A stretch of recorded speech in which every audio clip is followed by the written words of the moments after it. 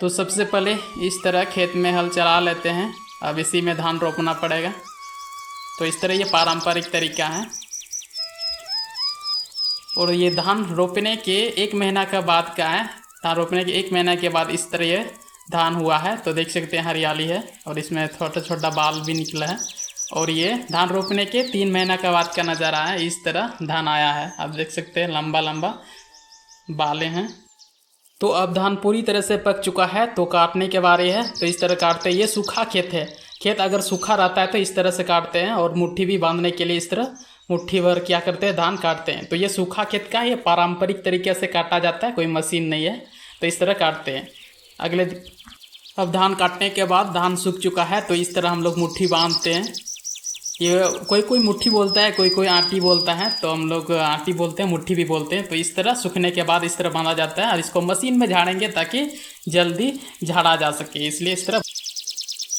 अब मुट्ठी भी बांध लिए हैं, जो आटी बोलता है उसको भी बांध लिए। अब ले जाने के बारे है। तो ले जाने के लिए इस तरह एक जगह जमा करना पड़ता है और रस्सी से उसको कस के बांधना पड़ता है टाइट से, ताकि ले जाने के वक्त ये खुले नहीं। खम्हार ले जाना पड़ेगा, जो खलिहान बोलता है उसको, वहाँ ले जाना पड़ेगा। तो कस से इसको एकदम पूरा टाइट से इस तरह बांधना पड़ता है, नहीं तो फिर दिक्कत होगा रास्ता में खुलने वक्त। खुल जाएगा तो फिर दिक्कत होगा। तो इस तरह ये देख सकते हैं, ये हम लोग मारवाड़ भी बोलते हैं, कोई माघी भी बोलता है। तो आप लोग क्या बोलते हैं इसको, जो ढो के ले जाते हैं, ये बांस का है। तो आप लोग क्या बोलते हैं कमेंट में बताएंगे। तो इस तरह ये पारंपरिक तरीका, ये ट्रेडिशनल है। इस तरह से ढो के ले जाना पड़ता है खलिहान। तो अब तो चले खलिहान। अब खलिहान या खम्हार जो बोलता है पहुंच चुके हैं। तो देख सकते हैं ये बहुत दूर से ढोना पड़ा है। अब देख सकते हैं ये खलिहान है हमारा। तो हम पहुंच चुके इस तरह से। तो वो सब सूखा खेत का था। और जिस खेत में पानी रहता है तो इस तरह काटना पड़ता है। देख सकते हैं ये खेत वाला पानी वाला खेत है। जिस खेत में पानी रहता है तो उसमें ज़्यादा दिक्कत होता है, फिर बाहर निकालना पड़ता है। इस तरह बीड़ा बांध कर इस तरह बाहर निकालना पड़ता है, क्योंकि खेत से निकालने के बाद इस तरह फैलाया जाता है धान को सुखाने के लिए, क्योंकि ये सब कच्चा है, अभी सूखा नहीं है, सुखाना पड़ेगा। तो इस तरह मैदान में फैलाना पड़ता है खेत से निकालने के बाद। पानी वाला खेत में बहुत दिक्कत होता है दोस्तों, इस तरह होता है। अब जो धान खेत से पानी वाला खेत से निकाले थे, जिसको सुखाने के लिए दिए, वो सूख चुका है। तो इस तरह उसको बांधना पड़ता है। वो जिस खेत में पानी रहता है उस खेत का दाना इस तरह बांधना पड़ता है, बाहर निकालना पड़ता है। एक ही काम को बार बार करना पड़ता है। तो इस तरह हम लोग मुट्ठी यहाँ का बांध रहे हैं। अब उस तरह से मुट्ठी बांधने के बाद अब इस तरह बोझा बनाया जाता है, ताकि गाड़ी के पास ले जा सके, ट्रैक्टर के पास। क्योंकि ये दूर है, पानी वाला खेत था तो वहाँ का दूर है, तो पारंपरिक तरीके से ले जाने में थोड़ा दिक्कत होगा, इसलिए फिर इस तरह बोझा करके गाड़ी के पास ले जाते हैं। तो इस तरह ढोकर गाड़ी के पास ले जाते हैं। इस तरह प्लास्टिक बिछाया हुआ है ताकि धान उसी में गिरे, बहुत ज़्यादा गिरता है इसलिए।